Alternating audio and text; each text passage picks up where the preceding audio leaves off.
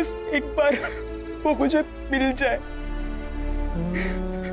बाकी वो जैसी है, वो जो करना चाहती है मुझे सब मंजूर है। वो नहीं पढ़ी तो भी मुझे कोई दिक्कत नहीं है, लेकिन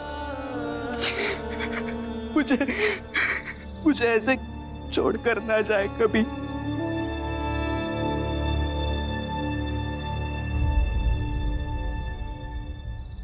जीजा जी, रमा दीदी यहाँ है। कहाँ है?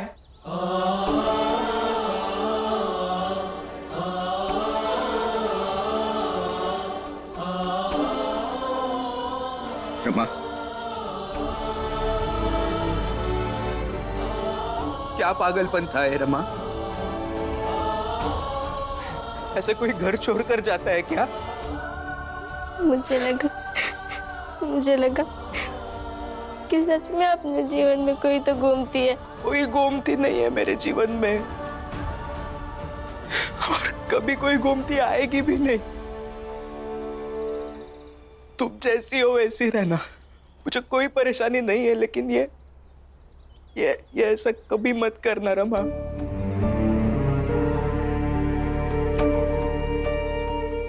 नहीं जाऊंगी, लेकिन कल को फिर से कोई कुछ लिख कर देगा तो फिर से गलतफहमी में पड़ जाऊंगी। इसलिए अब मैं पढ़ूंगी और आप मुझे पढ़ाएंगे ना?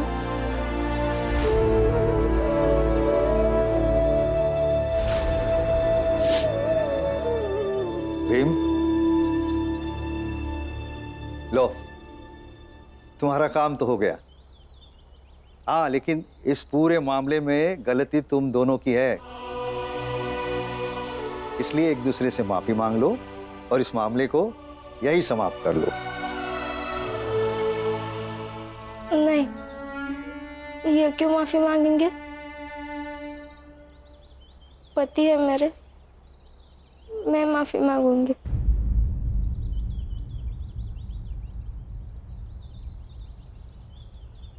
माफ कर दीजिए।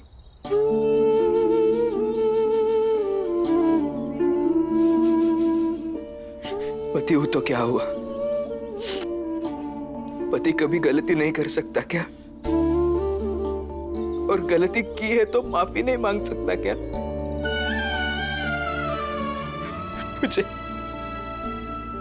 मुझे माफ कर दो रमा।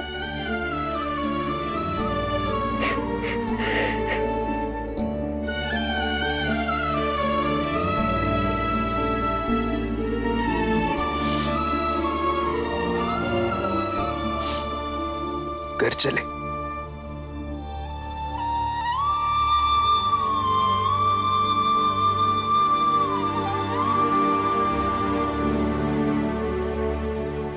आखिर हमारे मोहल्ले में लाइट आ गई।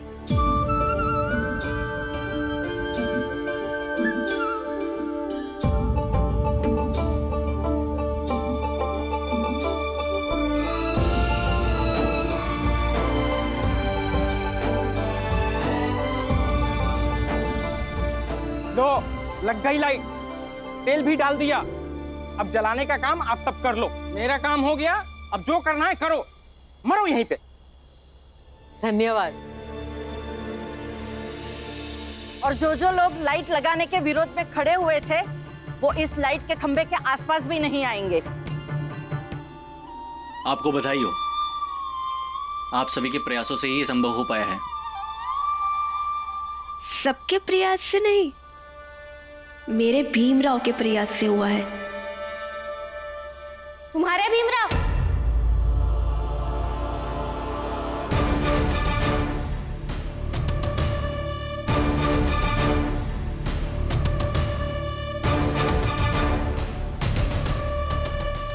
दोबारा मत बोलना, मैं तो मुंह नोच लूंगी तुम्हारा।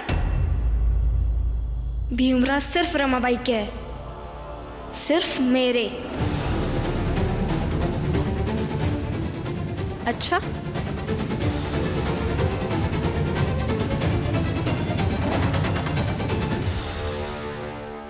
तुम्हारे साथ इन्होंने शादी की है,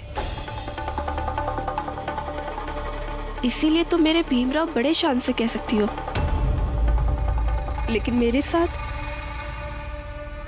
साथ इन्होंने प्रेम किया है और उसी प्रेम के नाम पर मुझे धोखा दिया है।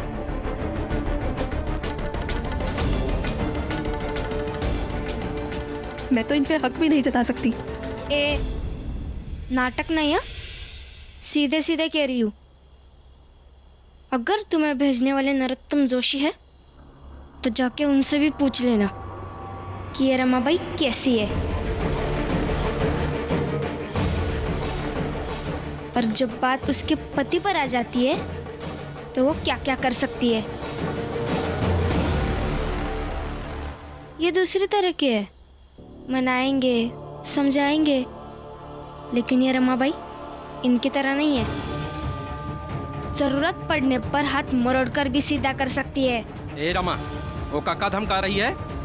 अरे पहले अपने पति से पूछ कि ओके साथ तैसे काहे किया। एक तो प्रेम का नाटक किया, अब ऊपर से पहचानने से भी इनकार कर रहा है। क्या होगा अब इस बेचारी का? देखिए, पति पत्नी के बीच का मामला है, आप कोई ना बोले तो अच्छा है।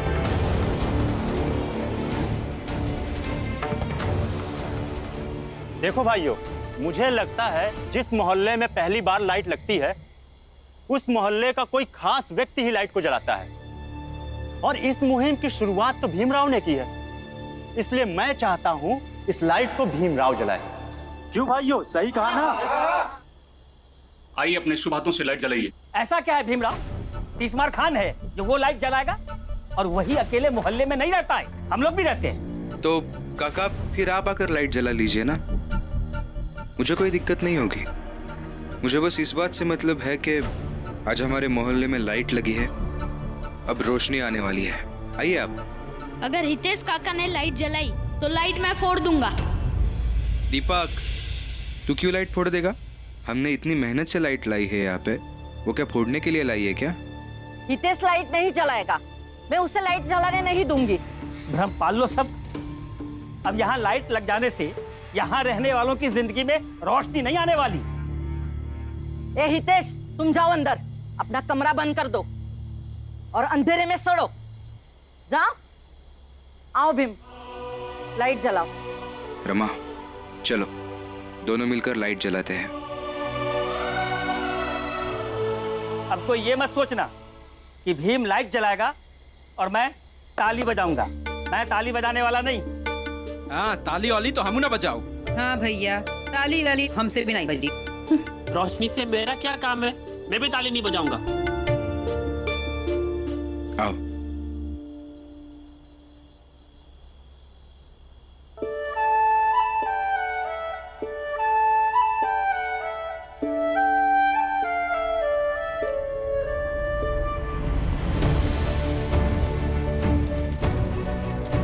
रुको भैया, इससे जलाओ।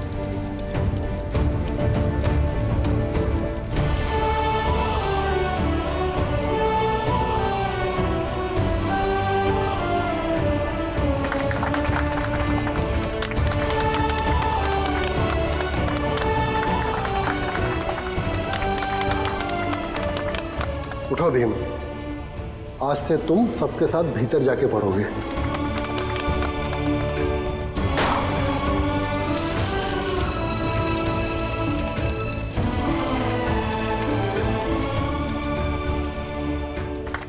आप में से कोई भी हमारे पानी पर रोक लगाने नहीं आएगा, और मैं तो कहता हूँ कि रोक लगा ही नहीं पाएगा।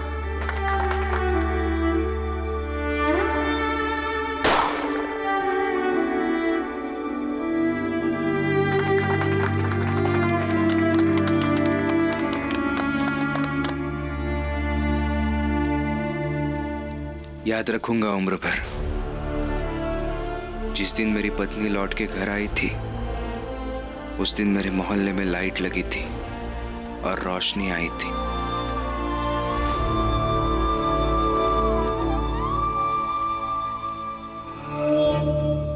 आप सबका हो गया हो तो मेरी समस्या पर भी रोशनी डालिए।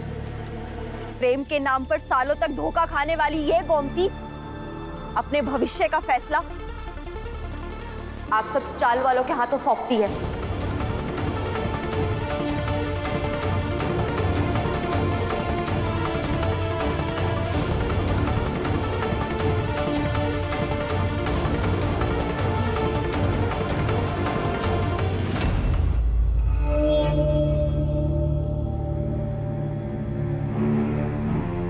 नरोत्तम जोशी ने महीने के हिसाब से पैसे देने का कहा था और यहाँ 1 महीना भी पूरा नहीं हुआ और ये रमा घर लौट आई है। सोचना होगा गोमती, सोचना होगा कुछ।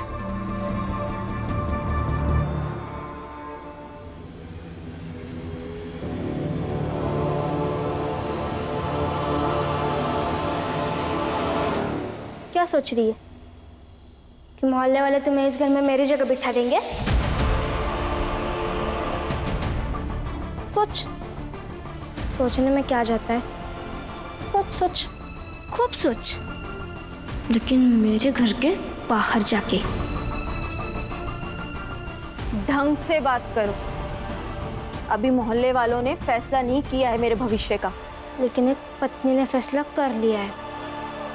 तुझे अभी थोड़ी देर पहले ही बताया था ना, जरूरत पड़ने पर हाथ मरोड़ कर सीधा कर दूंगी। और इतना भरोसा है ना मोहल्ले वालों पर, तो जा उनके ही घर में जाके रह ले। ए, क्या करी? चल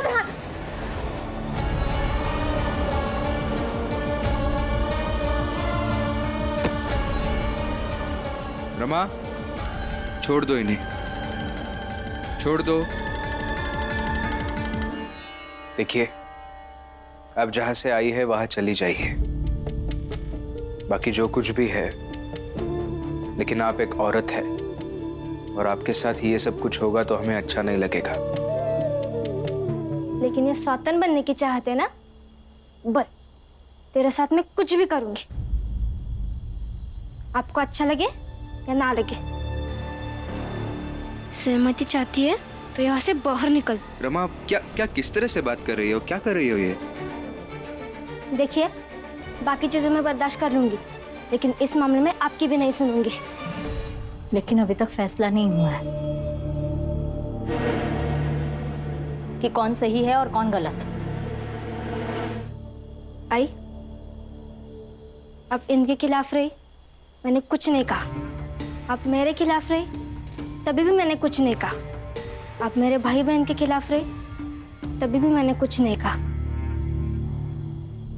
लेकिन आप इसके पक्ष में रहेंगी तो माफ कर दीजिए, मैं चुप नहीं रहूंगी।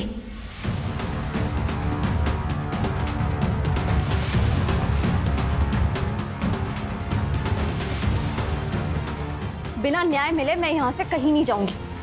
डरती हूँ क्या मैं किसी से?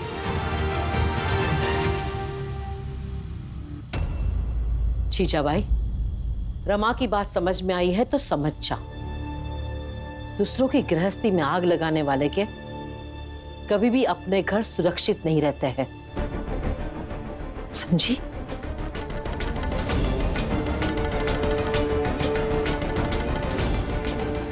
तुम्हें भी कुछ बोलना है?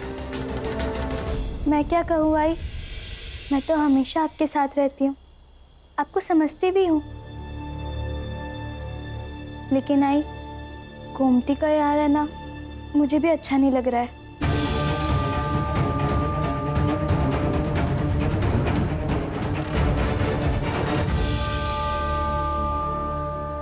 इस घर में भीम के कारण जितनी मैं घुटती रही हूँ, जितनी तरह की तकलीफें मैंने झेली है, उसके बदले मैं कुछ भी करूं वो सही ही होगा।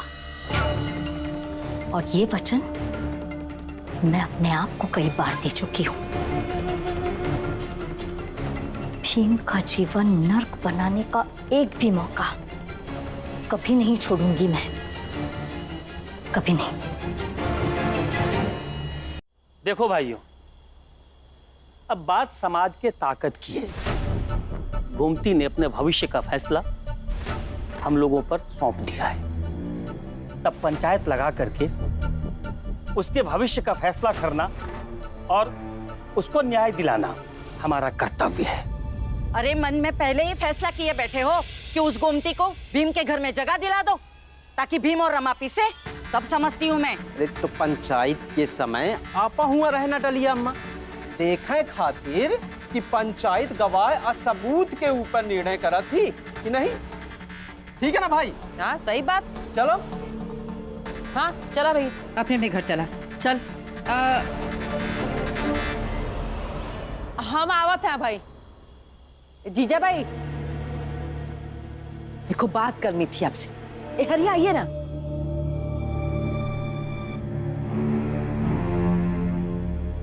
क्या हुआ?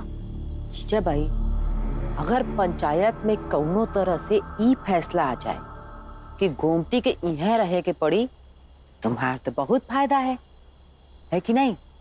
अरे हम जानी थे तुम बहुत दुख झेली हो। अब गोमती घर में आ जाई तो सेवा करी। कहे कि अब रमा जैसी बहू से कोई सास को का फायदा हो सकत है कि नहीं? लेकिन कैसे होगा ये? अभी तो तुम्हें के सोचे के पड़ी। खुदे समझदार है, हम क्या बताएं। ठीक है तब।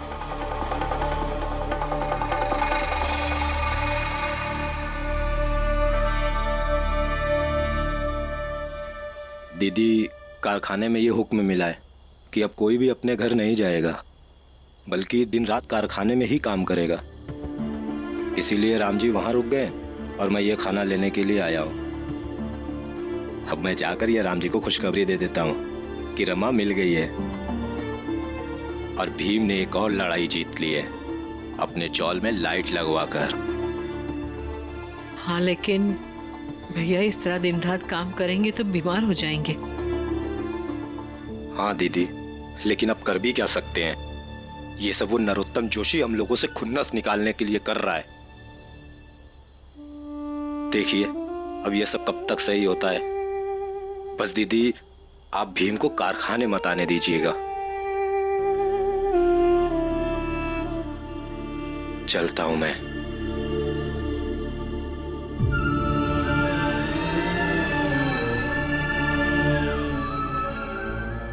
सातारा में दुश्मन की कोई कमी नहीं थी। पंडित जी, सेठ जी, महाराज, चाय वाला, और यहाँ पर भी धीरे धीरे दुश्मन बढ़ते जा रहे हैं। नरोत्तम, रेशम शेठ, गोमती, हितेश, पता नहीं आगे कौन कौन बढ़ता जाएगा। बुआ,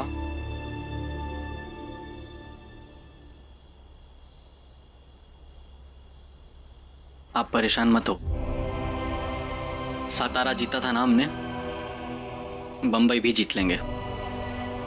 बस सब सही हो जाए। वो भीमराव इतना आसान काम नहीं है उसको वश में करना। बहुत मुश्किल काम है ये।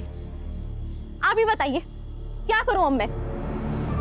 शांत गोमती, शांत।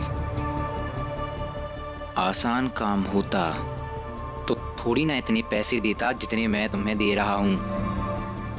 पैसों से क्या होगा? मैं बताती हूँ।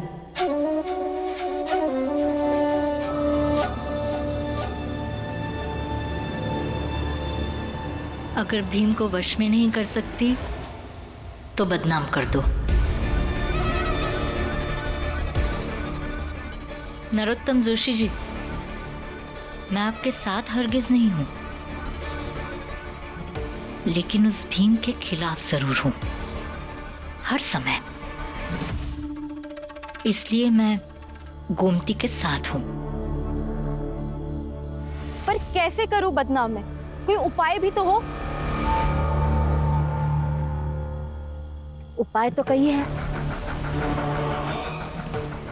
वैद्य के पास जाओ, उनके पास तरह तरह की दवाइयाँ होती है।